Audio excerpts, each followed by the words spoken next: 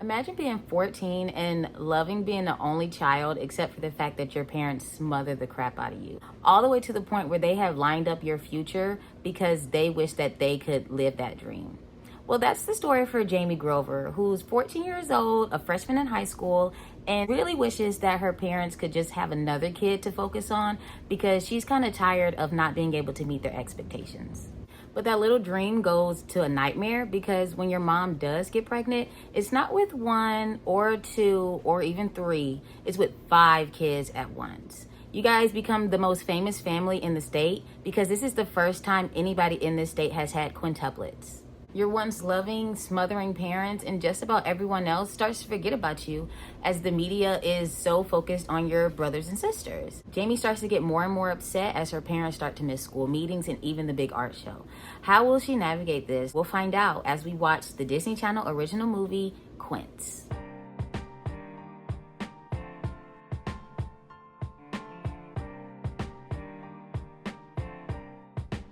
Hey y'all, welcome back to my channel. If it's your first time here, then just welcome. My name is AlleyBenz, and today we're going to be talking about the Disney Channel original movie, Quints, starring Kimberly J. Brown, who you might know from Halloween Town.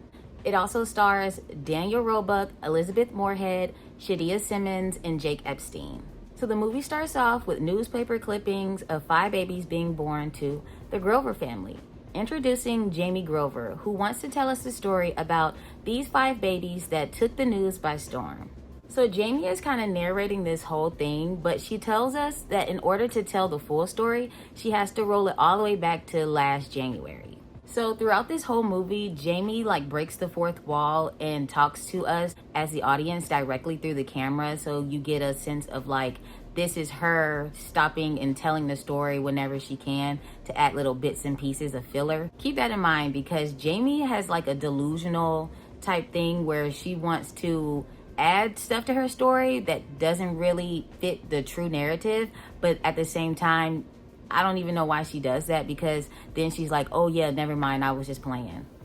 She introduces us to her dad, who's at the table doing his homework because he's taking college classes so he can get a degree, so he can get a better job or whatever. He's over here working on 14 different assignments at once, so I'm guessing he doesn't really know how to prioritize his time effectively.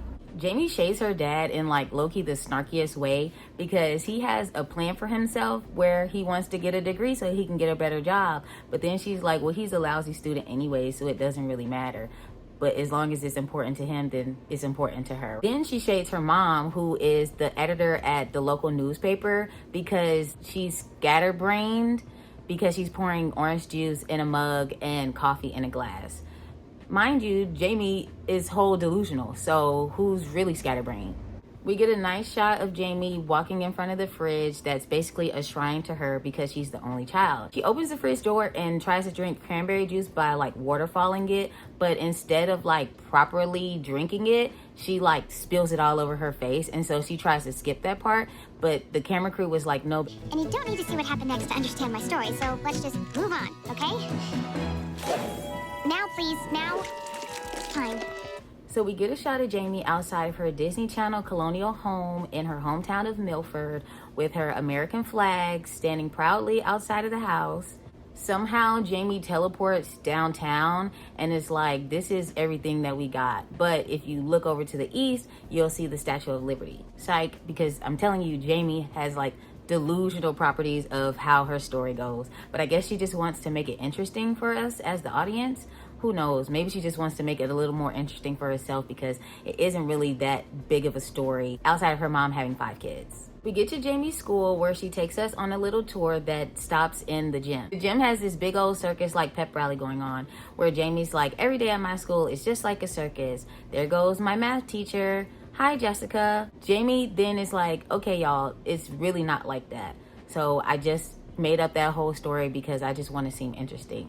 Then she talks to one of the cheerleaders and it's hi, Jessica. So it's you can talk to these people, but this whole thing is fake. She even dodges the fire that one of the teachers is fire breathing. So it was is it real or is it not real? Are these effects actually happening or are they not? Okay, I lied. And there are no circus clowns or acrobats or... Oh, hi, Jessica. Or no, fire her breathers. She tells us that the reason that she had to take us to school with her is because she has to show us who she was before the Quints came around. So we finally get to meet her friends, Zoe and Brad. Zoe you might recognize as Piper from The Color of Friendship, and Brad you probably recognize from Degrassi as Craig. These are all looking at their report cards, wishing for A's. Zoe gets 2 B's and a couple A minuses. Craig gets all A's, and clearly Jamie got all F's because she looks at her report card and grimaces like immediately. Then they meet Mr. Blackburn, who is played by James Call, and he's talking about how him and Zoe are going to be going to this art exhibit thing the next day where they are serving Italian food and looking at Italian classic paintings. The teacher invites the other 2 kids to come to the exhibit the next day to, participate. And Jamie has to decline because she has to work on her science fair project, which she probably has the F in the class. And he's like, oh, okay, well, good luck with that. See y'all later. Then the friend is just like, Jamie, why don't you join the art club? Because you got an F in science. Like, there's no point in you keep working on this. Jamie has to let them know, like, y'all, my parents have this plan for me because the plan that they have for themselves didn't really work out in life. So I have to be the savior of the family. After that, Jamie's like, okay, y'all, I have to go because I have to go see the man with the plan, i.e. her dad, who is played by Daniel Roebuck. He works at this like general store, Home Depot type place. You might recognize the dad from being the dad in Agent Cody Banks movies, or he was the producer of Sunny with a Chance, like the studio head of the show. He was also in Wizards of Waverly Place that one time. So he's been around the Disney life and aspect for like several years now. So anyways, Jamie talks about how everybody in her family is putting so much pressure on her, including her imaginary dog that they don't have. And so when she shows her dad her report card, the dad is like instantly disappointed. Okay, my beauty, here we go. Well, the important thing is that you're trying. Yeah. Which still begs the question, like, why does the family have such high expectations for Jamie when she clearly like cannot even get the grades? Like, how do you expect her to get into a magnet school when you are not shocked that her grades are bad? Like, it's giving her grades are always bad.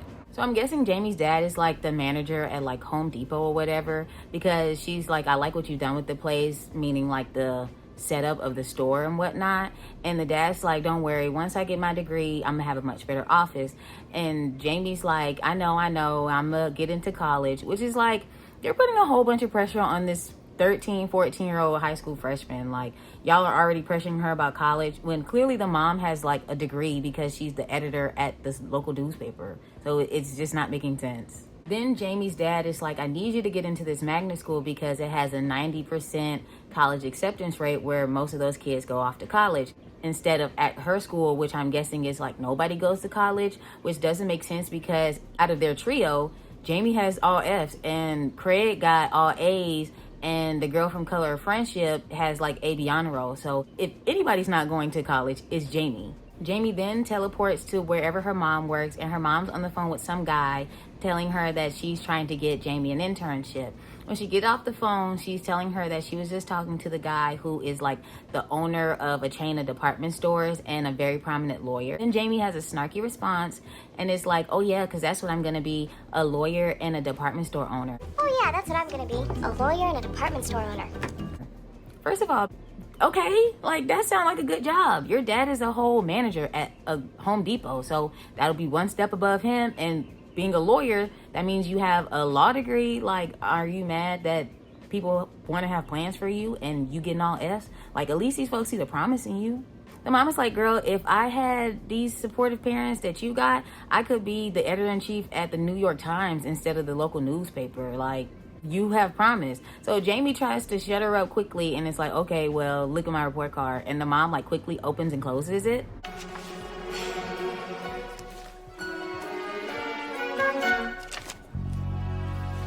I know you're gonna get into magnets somehow. So it's like, even though both her parents know that she's probably dumb as a box of rocks, they still believe that she can get into this magnet school. The mom, by the way, is played by Elizabeth Moorhead, who was in a few stuff, like she was in Seinfeld and NCIS and Judging Amy. Never really seen those shows, but clearly she got a career. The mom even goes so far as to publish Jamie's like poems and essays in the newspaper that she owns or works at or whatever. As she's bragging on Jamie, it cuts to a dinner scene with mom and the dad both like bragging about like, oh, Jamie, you could be a news anchor, you could be a lawyer, you could be a doctor, you could be this, you could be that, and a third. And the whole time she's just like mad because her parents want to help her figure out what to be in life. It's giving Jamie is a friend from the 15 music video who's like, I don't know what I'm gonna do, I just want to be a kid. Which, I mean, duh, yeah, you want to be a kid, but like you are gonna have to start figuring out what you want to do sooner or later. It might not have to be freshman year, but it's gonna be coming. Jamie starts screaming at the table like a maniac, and it's like her mouth opens so wide that it cuts from the dinner scene to her in her room on the phone. She's talking to Brad, and it's like, yeah, you can quote me on that, haha, bye. So it's giving like she was on his voicemail doing all that, making all that noise. And at that moment I would have cut Jamie off as a friend for life. You can quote me, Brad. Anyway, I hope you're having fun doing whatever you're doing. I'm here, working. Bye. Jamie's in her room working on some doohickey contraption, and her dad comes in and is like, do you need some help? And she's like, no, not really. Which probably, yeah, really, because it's clear like you got an F in science. The dad's like, yeah, I probably wouldn't be that much help anyways. My thing in high school was photography. That's what I always wanted to be. And Jamie's like, okay, so why you been taking all them bad pictures of me and mom? And he's like, Because I had to give it up a long time ago. You know, art, music, photography just weren't part of the plan.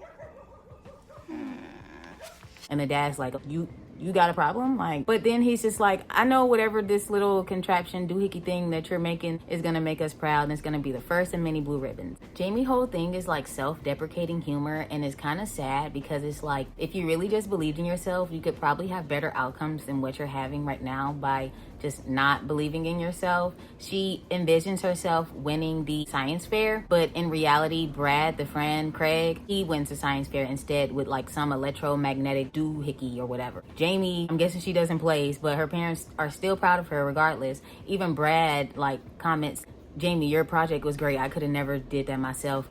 Jamie's mom mentions how there's an essay contest for her to enter and that they'll talk when they get home.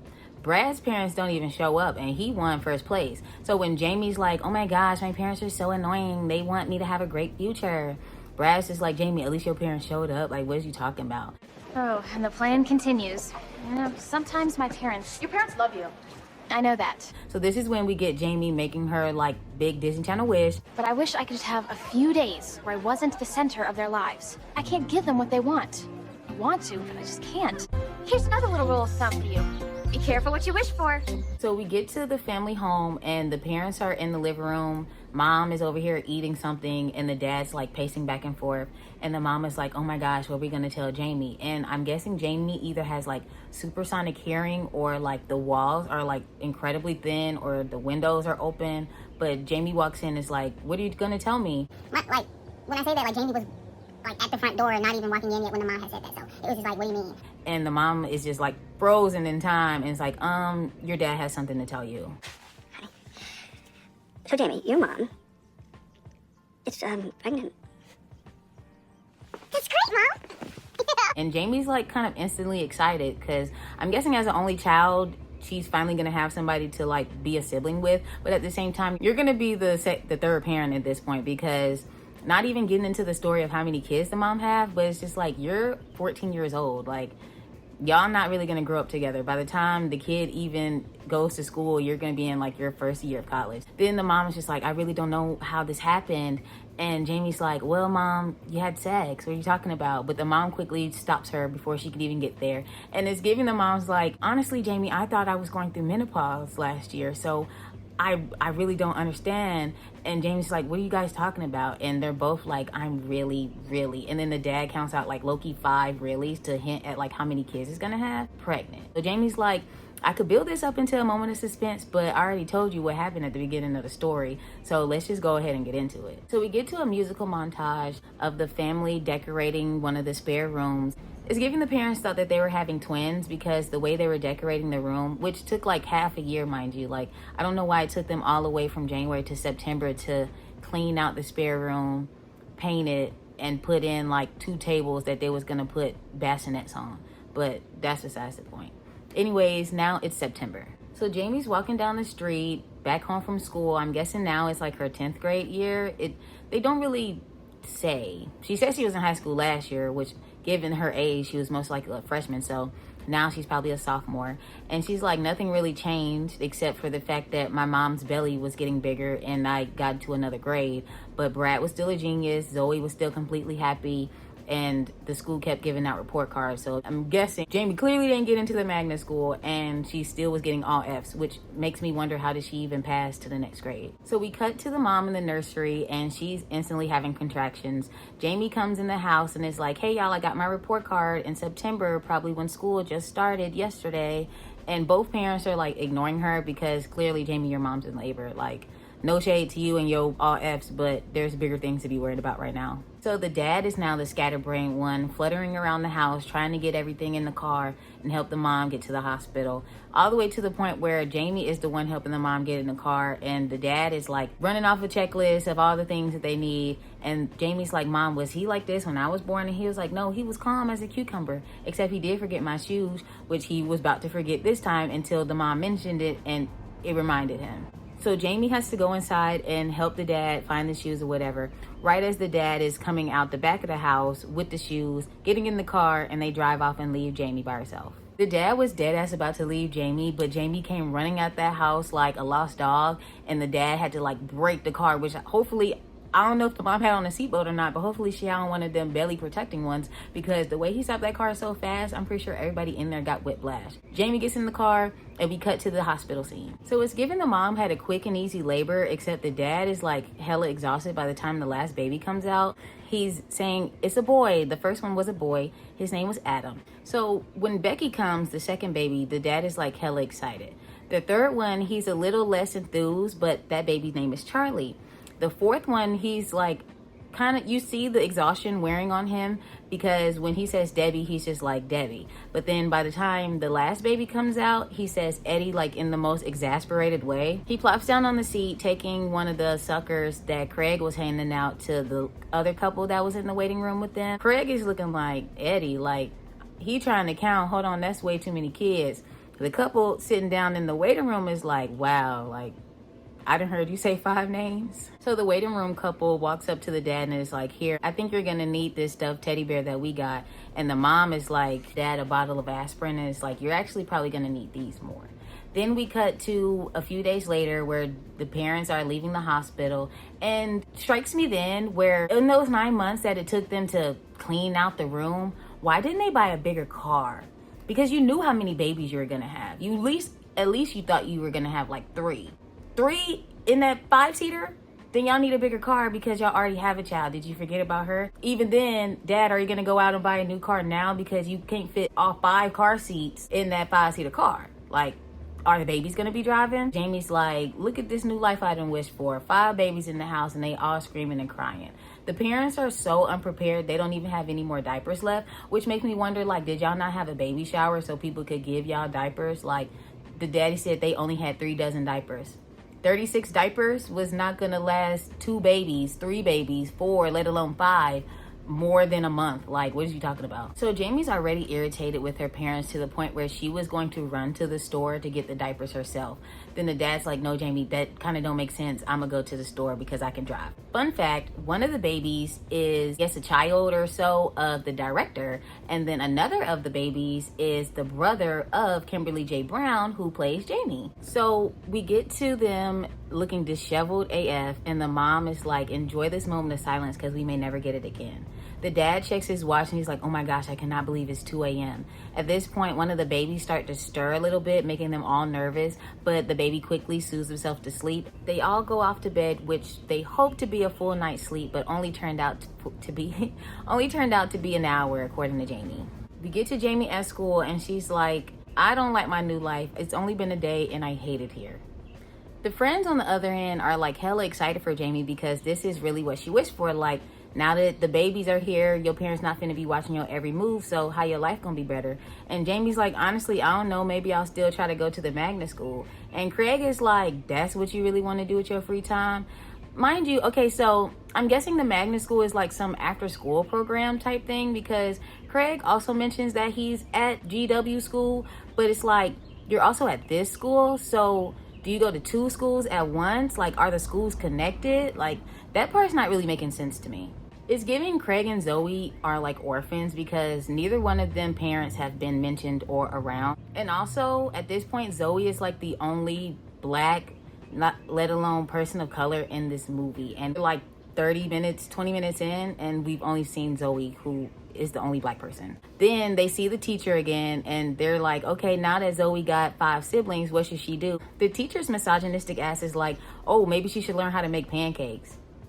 Okay, maybe you should learn how to not be a high school teacher and do something else, Mr. B. So the teacher then is like, well, maybe you should join art club because I think hypothetically and you might like it. But I also think alphabetically and art starts with an A, which is something I've never seen on your report card.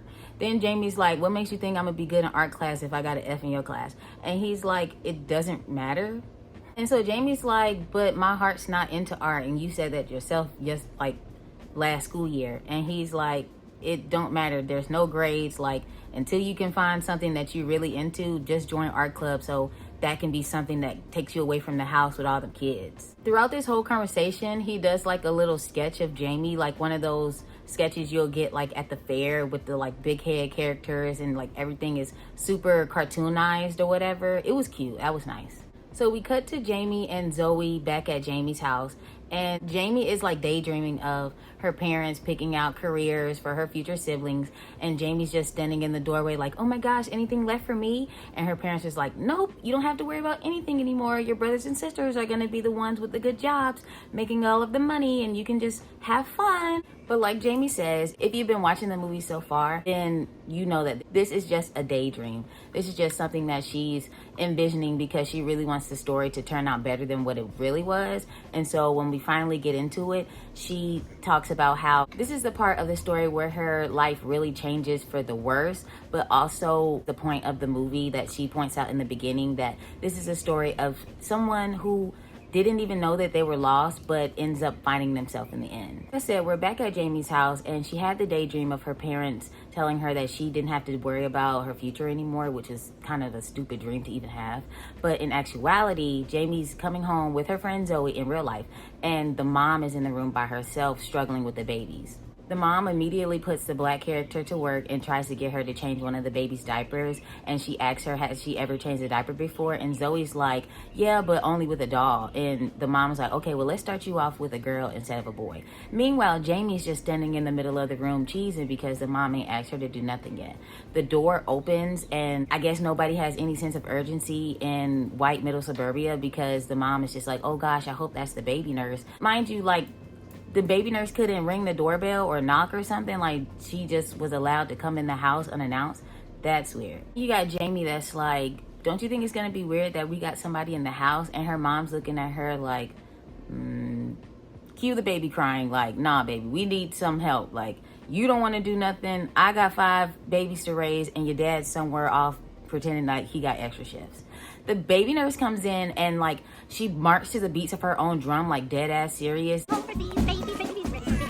There's trumpets playing in the background like it's a marching band, and she's like, she introduced herself as Fiona. So Fiona comes in with her random Scottish Irish accent and tells the mom she looks disgusting and she needs to go sit down because she's here to take over. She counts everybody up and is looking like, okay, everybody that's not a family member, get out. That means you, black girl. 1, 2, 3, 4, 5, 6, and 7. Who might you be? I'm Amy, and that's Zoe. Well, it's a pleasure. I'm Fiona, and this is my room, so farewell.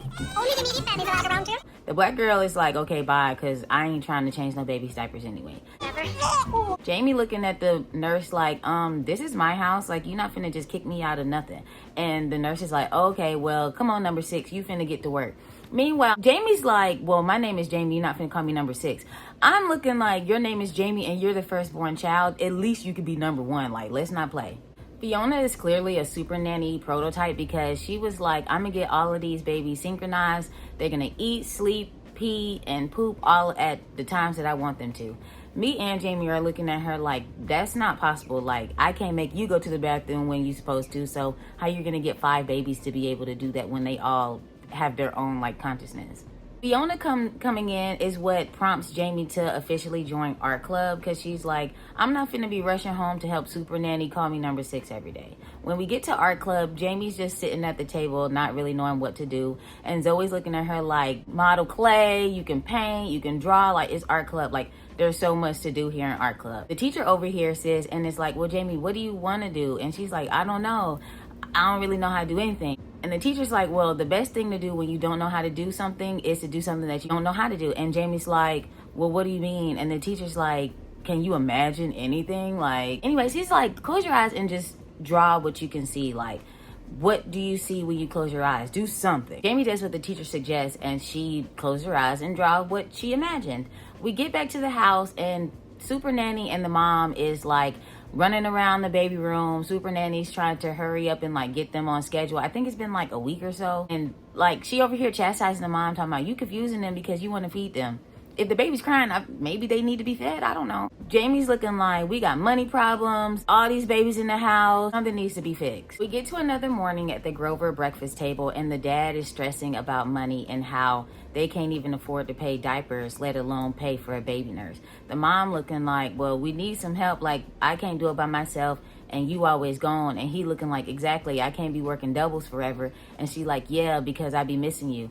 Y'all need money. Like, why haven't you, like, I mean, obviously you own maternal leave, but like, I thought you owned the newspaper or you like work there. Do you not get paid maternal leave? Jamie walks in and is like grateful that her parents is still not paying attention to her for real. And so she's like, guess what, y'all, I'm at art club. And they just like, oh, okay, that's cute. Jamie's like, yes, finally, like I'm not the center of attention anymore. And so it flashes to a dinner scene where Jamie's at the table eating pizza and cake. Luckily, our girl balances it out with a salad, but at the end of the day, I mean, it's still a well-balanced meal. Like, that's a 3-course meal. So Jamie mentions how she's doing better in school without the overprotection of her parents, and it allows her a little bit more freedom to let loose and actually figure out what she wants to do. When she gets home that night, she hangs up a piece of art that she had worked on in school, and the nurse is like kind of struggling with the baby, still trying to put them on schedule, but like one woman can't do it all by herself, and where the mom at, nobody knows. Jamie's like, why do you feel like you need to be putting them on the schedule? Like, you want to plan out their lives for them, like how my parents be doing me?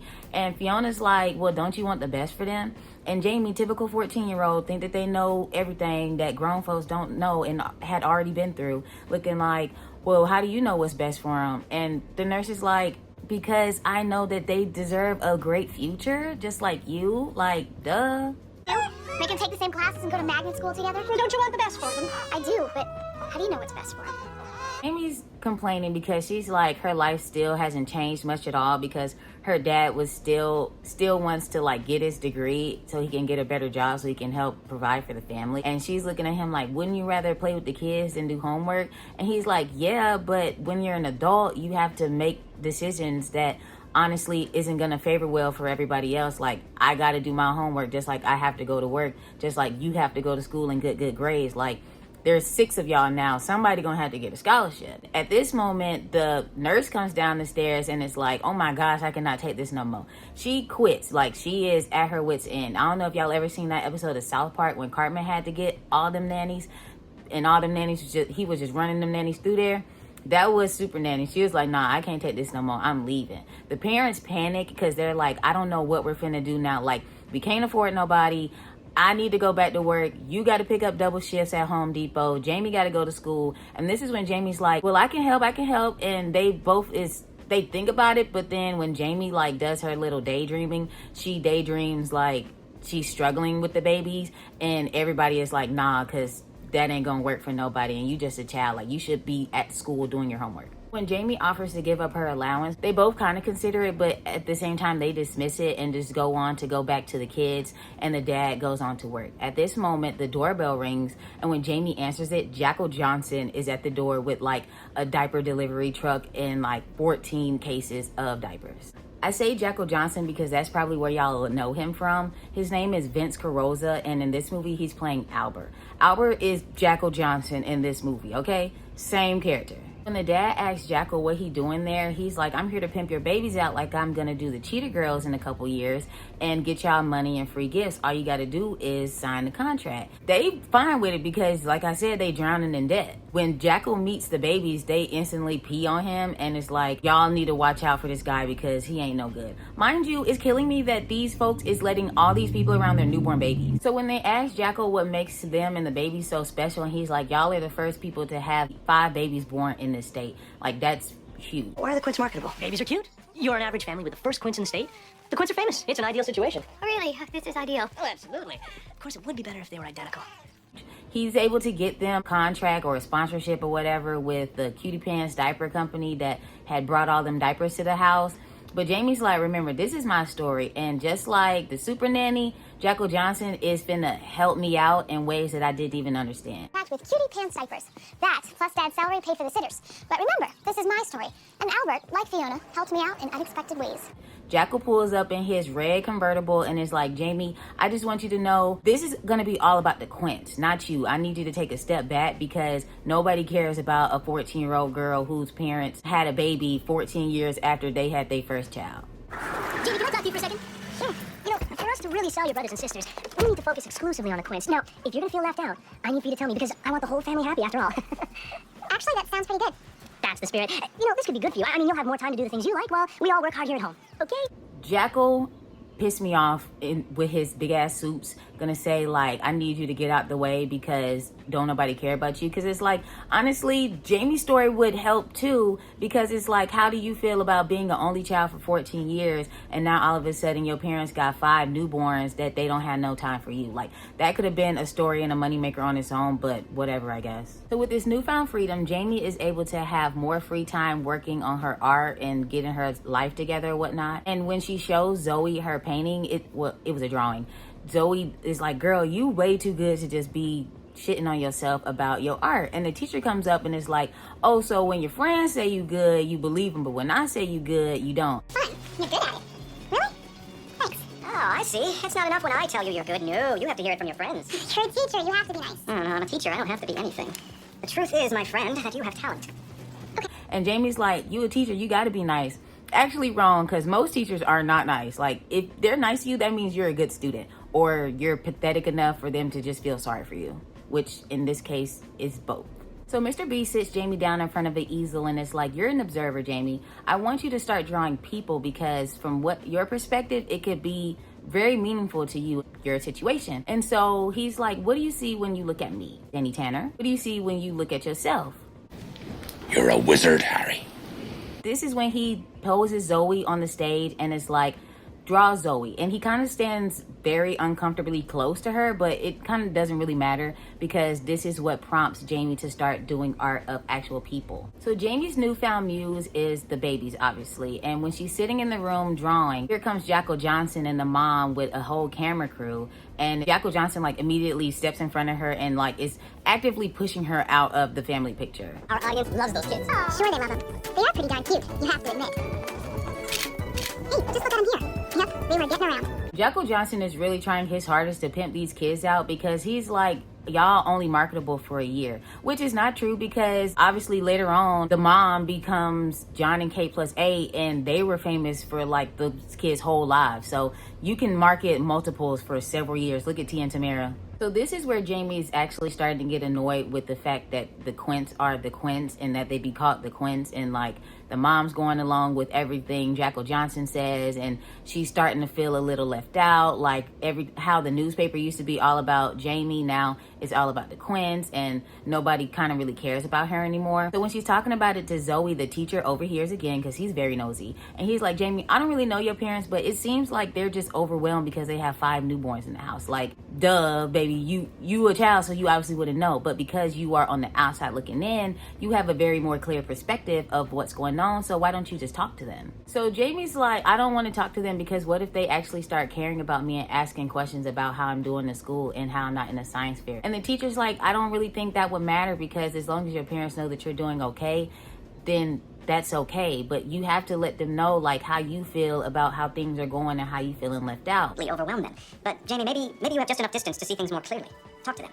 Wait, no, talking is dangerous. What if they ask how school is going? Or what if I have to tell them I'm not doing the science fair? Well, you can direct the conversation, Jamie, to make your parents see your point. Use what I teach you in here. And so when we get back to the house, Jamie's in the room painting the babies again.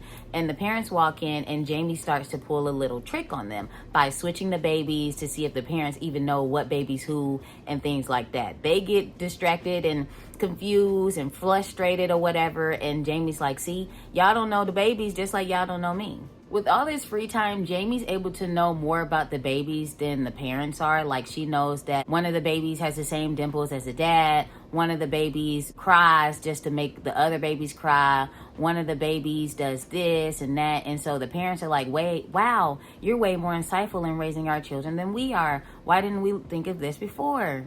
So when Jamie's like, honestly, I just wanted to figure out if y'all knew y'all kids, the mom's like, wow, that's a shitty thing to say. It's a shitty thing to say, Ange. No, really, though. And she's like, no, just take it as a challenge. But the challenges fail, and Jamie has to end up saving the day because the parents really don't know their babies like they're supposed to. And I'm also like, why didn't y'all like put names on the bassinets so y'all can know which baby is which? So when they finally get it right, Jamie's like, congratulations, y'all know that y'all have 5 babies and not one set of Quints. The mom's like, yeah, I know that, but they need to go to bed because they got money to make tomorrow and your dad need to stop doing these double shifts at Home Depot. This is when we get another touching Disney Channel father-daughter moment where the dad comes in Jamie's room later on and is like, Jamie, I feel like shit because I couldn't even tell my own babies apart. And Jamie's like, I understand that, but like, you need to love them more. And the dad's like, I'm loving them as much as I can. Like, I need to work. Like, I'm overwhelmed. There's 5 newborns in the house. When we had you, it was only you. So we was able to give you our full undivided attention. Now I got to pick up double shifts. I got a teenage daughter. I got a wife overwhelmed. I got 5 newborns. Newborns are able to get money so we can sustain our lifestyle. Like, it's a lot going on right now, Jamie, but they both have a heart to heart and they kind of resolve it for what it is, and then we go on to the next scene. So over the next month or so, Jamie's dad starts to get more involved with the Quints, but that subsequently ends up him being in part of the whole John and Kate plus 8 scheme. Jamie gets home one day, I guess they're doing like a yard sale or whatever, and she tries to tell her mom that she's not going to be in the science fair, but her mom like completely dismisses her, tells her that she can't make dinner, but she will make the parent-teacher conference the next day. So, Mom, I wanted to tell you about science fair. I'm not entering this year, okay? Great. All right with this, Zoe. I told her. Now, back here. So when it comes to the parent-teacher conferences, we see Jamie and her parents walk in and the teacher is like, oh my gosh, you guys have a great student. I'm so glad to meet you. But like we know, so far, it was a daydream. Buying this, are you? Good. Because if you thought this is what really happened, you weren't paying attention. Now, go to detention. You want to know what really happened? The parents never even showed up. So this is where we get into our third act conflict, with the first one being Jamie so overwhelmed with being smothered and covered by her parents. The second one, Jackal Johnson coming in and pushing her out away from the family. And now the third one with her officially getting what she wanted and having no attention at all. And now her parents completely forgot that they have another child. So we get to Jamie sitting alone in the gymatorium with, I guess, one of the teachers packing up for the day. And Craig walks over to her and like, face it, Jamie, you've been stood up. Face it, Jamie, you've been stood up. I mean, we knew your parents wouldn't come, but this is my mom and dad we're talking about. I mean, why would I work so hard at school for them if they don't even care? And Jamie's looking like, well, Craig, we knew Joey wasn't going to show because he has the baby. Your dad's an alcoholic and your mom passed away. And Craig looking like, okay, first of all, slow your roll, because you should worry about your grades for you. Your grades getting you into college, not your dad who's still at the community school. He looking at Jamie like, if I would do school for my parents, my grades would be all F's like yours. Like, girl, you got to have some self-determination. The grades are for you. Where would I be if I did it for my folks? It's different for you. You're a genius. It's not different. I'm happy when I do well, you should be too. Yeah, well, I still should have been here. So when Craig agrees with Jamie that, yes, her parents should have been there, he's like, don't sit here and mope in the gym. Go home and tell them. Don't tell me. So when Jamie does go home and lets the parents have it, she's like, y'all really screwed me over on this one. And they both instantly feel terrible and try to remedy it by saying that maybe she could be in the national commercial, which should have been that day, but I guess it doesn't matter. Do you guys have a second? Jamie wants to be in the commercial. Yeah, and we think it's a great idea. Sure, by all means. And so when they go and like have the next day and Jamie's supposed to be in the commercial, Jackal screws Jamie once again and excludes her from everything because he puts her in this big old diaper costume and tries to make it seem like she's a joke of the family. It's Daddy. Everything's fine. Come on out. Come on. No, I'm not going to do this. Jamie, you get to be part of the Grover Quints magic. You can do it. I want a different part. Now, there are actors out there who would be grateful to wear that diaper. Then call one of them.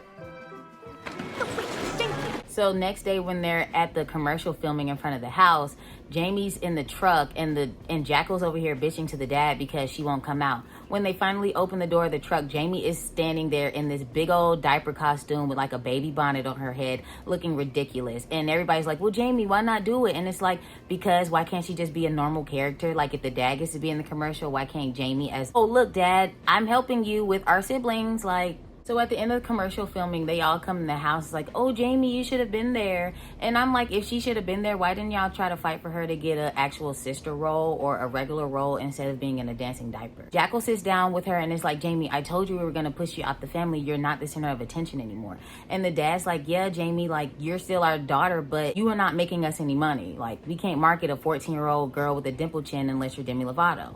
But the Quints as a marketing unit are already running out of steam. I mean, we need to keep pushing them out there, and we need to refresh the story in a non-commercial way. We need news. And now is not the time for any of us to be selfish. Here's another little life lesson.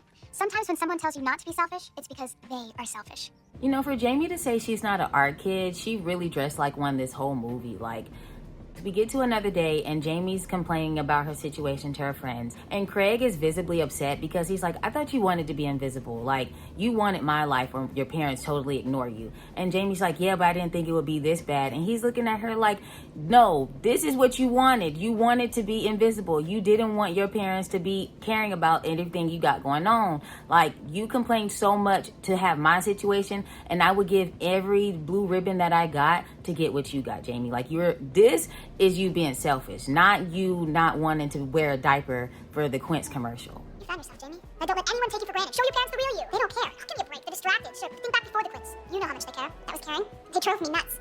I would give every blue ribbon I've ever gotten for one look. Like your mom gives you when you walk through the door after a day at school. Okay, so fine. They love me. Man, I can't believe you taught me to come here. It's ruined my day. And so when he gets mad, he storms off and is like, y'all ruined my day. And Zoe's like, Jamie, you probably do need to do some self-reflection because it's not looking good for you. So when Mr. B, acting like a Mr. Feeney clone, over listening to the students' conversation to see when it's his cue to jump in, tries to add some perspective to Jamie's situation. And Jamie asks him, does he really think that the magnet school will be a better choice for her? And he's like, Jamie, that's a math and science school and you have F's in those classes. This school is an art school. And Jamie's like, yeah, but I want to go to college. And I'm like, Jamie, you could get an art scholarship to a school. Like, that doesn't matter. And the teacher's like, Jamie, the most successful people like in life never went to college. Like, some of them ain't even graduate from high school. Like, you will be okay if you don't go to George Washington Magnet for engineering school to MIT. Like, that doesn't really matter. You're great in art. You could go to NYU and get a full ride there. Like, you're good. Like, you need to focus on what's gonna make you happy, so when you do pursue these things, you won't feel burned out 10 years later because it's not something that you didn't even want to do. So the teacher takes this moment to tell Jamie that if she wants to use her plan to make her parents proud and to actually get some of their attention, tell them that your paintings are going to be in the school art show as one of the main exhibits. And Jamie is ecstatic. She goes home and sits her parents down at the dinner table and is like, guess what? My stuff's going to be at the art show. They're looking at her like, so we don't care. Like, that's not, like, you're supposed to go to Magnet. This art is BS. My drawings are going to be in the main exhibit at the school art show. And that's good? Art show. And your point is? Hey, come on, this is a really, really big honor. Well, honey, why would we care about you getting an honor? Jamie, we've never cared about that type of thing. Are you feeling okay? But luckily for us, that's just another Jamie dream. And her parents are so proud. They plan everything out so they can be there that next day. In the main exhibit? Like, that's quite an honor, isn't it? Yes, only one person gets chosen from each class. And I wasn't really trying, it just kind of happened. No, It didn't just happen. It happened because my little girl has her dad's artistic card. That's how it... Well, it's in like 4 days, but that doesn't matter. Here comes Albert walking in as Jamie's telling her parents that her stuff is about the Quints. And Albert's like, oh, yeah, the Quints. We seen you draw them. Congratulations. Like, it's a little snarky housewives dismissal tone. And the dad leaves to go to work. The scene changes. The next week happens, and Jamie is telling the parents that her teacher is gonna save them seats. Here comes Albert just waltzing in like nobody's knocking, nobody's ringing the doorbell, and he tells the parents that he got them gala tickets to meet the governor because the governor is really big fans of the family. Well, minus Jamie. But Jamie gets to be able to go there too because, of course, they can't not invite her. So when Albert walked in, Jamie looking like, oh, you must have just got paid. And he like, kinda, yeah, because I just got us some big money. The parents are being awarded Parents of the Year because the mom had 5 babies and they was able to get them in a national commercial. So that is on Saturday night, the same night as Jamie's art exhibit. Did you just get paid today? Well, in a sense, we all did. Jim, Nancy, I have created a huge media moment for you. We will refresh the story of the Quints in a totally new way. It's a winner. Governor's Parents of the Year Gala dinner. We're invited? It's better than that. You're the guest of honor. Oh, my good. We are Parents of the Year? What's killing me is I feel like Albert personally scheduled that on that Saturday night just to exclude Jamie because he has the parent schedule and he's had it for about a week now. So when he's doing all this lobbying and trying to get this stuff scheduled, he could have easily tried to get that scheduled for Friday night and not Saturday night, the exact time Jamie's art exhibit was. Jamie realizes this and bursts into Candace Diller Bassett tears and runs all the way to school and starts ripping her paintings and stuff to shreds because it's like, it doesn't even matter because my parents aren't even going to be there to see it because Jackal Johnson scheduled the Parents of the Year Gala the same night as the art exhibit. My parents are gonna go meet the governor. That would really bother me too. No, they're Parents of the Year. Right, and this makes you mad? There's this big dinner in their honor. And it's the same night as the art show. And guess which one they're going to? Just guess. I really do feel bad for Jamie in this moment because she was just talking about the art show with her parents. And you can't really blame them because like they had just got the news. Like I don't even think it had correlated that everything was going to be on the same day. Like they could have easily talked that junk out that night. But honestly, as a 14-year-old, I would be spiraling too. Like, dang, so y'all just finna forget about something we just talked about. When Jamie tells this to the friends, the teacher walks in and is like, Jamie, everything's gonna be okay. Like, Jamie really just wants attention and for her parents to be proud of her. She couldn't do it with the math and science, and now it seems like the art stuff doesn't even matter. The teacher overhears this, and he's like, it's okay, Jamie, I'll let you make some more. And Jamie's like, didn't you just hear everything I said? And he's like, yeah, Jamie, I was standing outside the door the whole time. Like, everybody heard that you was ripping up your stuff. They told me to come and see what was going on. She's like, I'm not trying to go to that thing anymore. And Craig looking like, girl, I turned down all my fictional dates to come. And the teacher's like, Jamie, this is your moment. Be proud in it. Whether your parents come or not, like, this is something you did for yourself and you should be honored and proud of yourself. Like, yes, you want to make your parents proud, but this is going to be okay. So Jamie's like, I'm just going to stay home and be with the Quints. And the teacher's like, well, your art's going to be lonely, but we still have to put it up. But since you're not a teacher, you have to do what you have to do. And this causes Jamie to run back home. I guess she missed school that day. I don't know. Fast forwarding through the weekend, Jamie's feeling miserable. It's report card day and the kids do their usual, we want A's.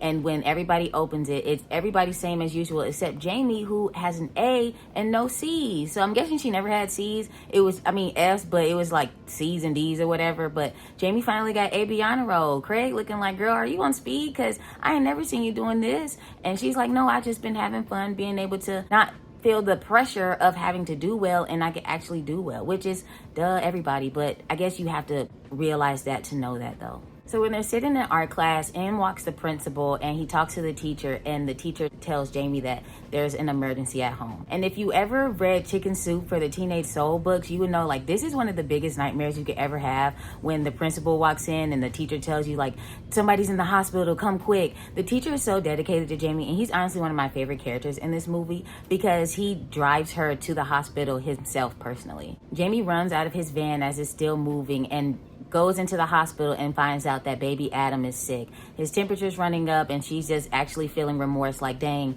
I was hating these babies, but now like one of them could legit die. And so this changes her whole perspective of wanting to actually care for the Quints and not feel like there's so much of a burden taking her attention away. So this puts in perspective for the parents that, you know, maybe we shouldn't have had all of our newborn babies around these grown strangers who we didn't get temperature checked. The mom is like, you know how you were telling us that the babies are 5 different people? When it came to the babies being sick, it wasn't all of the babies, it was Adam.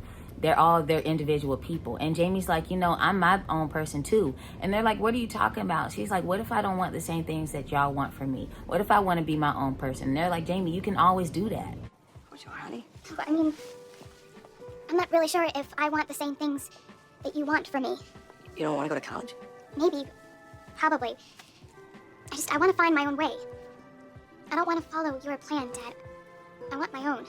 So the dad's like, what, you don't want to go to college? And Jamie's like, no, I might want to go to college, but I want to do art. Art is what makes me happy. And the dad's like, Jamie, that's all we really ever wanted for you was to be happy. We just thought math and science made you happy because you never told us that it didn't. The communication works both ways with the parents. They definitely should have been way more attentive. They wanted the best for her because that's what parents want. And Jamie's like, well, I know that now, but art, I feel like, is what's best for me. And now going forward, I want y'all to encourage me with my art instead of encouraging me with math and science. So they're having their heartwarming family moment, and in runs Jackal Johnson. Like, I knew Adam was going to be the one causing trouble. And everybody looking at him like, excuse me? Like, you need to slow your roll. And he's like, so how long he going to be out? Because we got stuff to do. And the mom's like, a week or so. And he's like, nah. We going to have to replace baby number one because this money for me is way too important for a child to be potentially dead. You know, I knew that it would be Adam who got into trouble. Little boys always make me nervous. So tell me, how long is he gonna be out for? A week, maybe 2. Oh, no. This is bad. We have gigs. Oh, well, I'll tell his doctors. Can't we postpone? No. That doesn't make us look good. The world wants healthy babies. So when the mom is like, can't we postpone? He's like, no, I need to figure out how old they are so I can replace him. And they're like, he's 5 months. Y'all, they didn't have these 5-month babies around 400 grown strangers, like so many people. That's why Albert's sick, first of all. And he's like, no, he can be replaced. Jamie's like, maybe I can replace him. And Albert's like, nah, I already told you can't be part of the picture. Okay, go with me on this. We find another matching baby just for this week. Same size, no one will know the difference, right? Oh, Albert, maybe I can substitute. It's all about the Quints. You can't be part of the picture. The dad is like, no, Albert, you can't be part of the picture. And fired Jackal Johnson cheetah style. The cheetah girls do not run with wolves or hang with hyenas. You tell him that the cheetah girls follow their own dreams and nobody else's, honey. You know what? Tell Jackal Johnson that we depend on our family and our friends and the ground power of the cheetah demons who came before us to free us. And you tell him we're gonna be stars our day, our way. Tell Jackal Johnson that the cheetah girls are unavailable. Cheetahs all agree that Jackal has to go because he is like ruining their family. Like, you got our baby sick because you want to have him around all these people so we can make money. And yes, we appreciate that. Yes, you kind of got us out of a bind, but at the same time, like, this can't happen anymore. So you're dismissed. No, Albert, you can't be part of the picture. You're fired. You must be kidding, Jim. I saved you. Yeah, and you've been well paid for it. Now just go away. Nancy, please, tell him this is a mistake. You've overstayed your welcome, Albert. So Jamie never mentions the art show again and agrees to drag her friends into babysitting the Quints so her parents can go to the gala. We meet the governor, and it's Mr. Farley from Three's Company. He also played Barney in the Andy Griffith Show. He's played by Don Knotts. So when he meets the parents, he's looking like, where are the babies? Because y'all are all invited. And the parents, like, completely scatterbrained. Because like I said, if they didn't read the fact that the Quints was also invited, it probably didn't register to them that the art show was on the same night.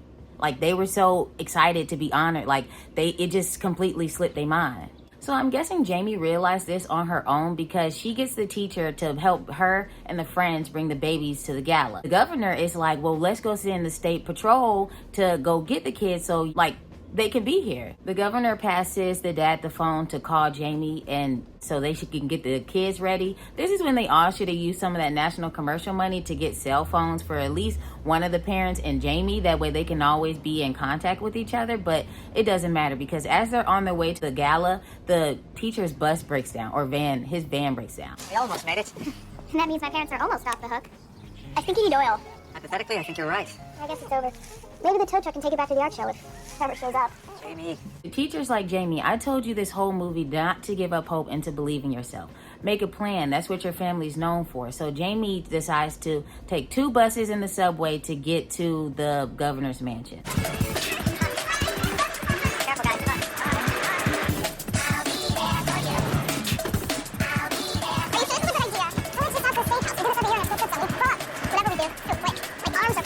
The governor bursts in the doors at wherever they're at and is like, oh my gosh, they're not home. What are we going to do? You got 3 teenagers and 5 babies. Like that, honestly, the state troopers do need to be out on the streets. And I'm abolish the police. The governor is like, this is the same thing that happened with the Backstreet Boys not being stood up. He fusses at the parents, but the mom is trying to rest assure him that they're on their way. He's like, yay. But then he walks off all sad, like, oh my gosh, this is going to be a fiasco. The kids are rushing to catch the subway. And when they're on there, they run into these big old men.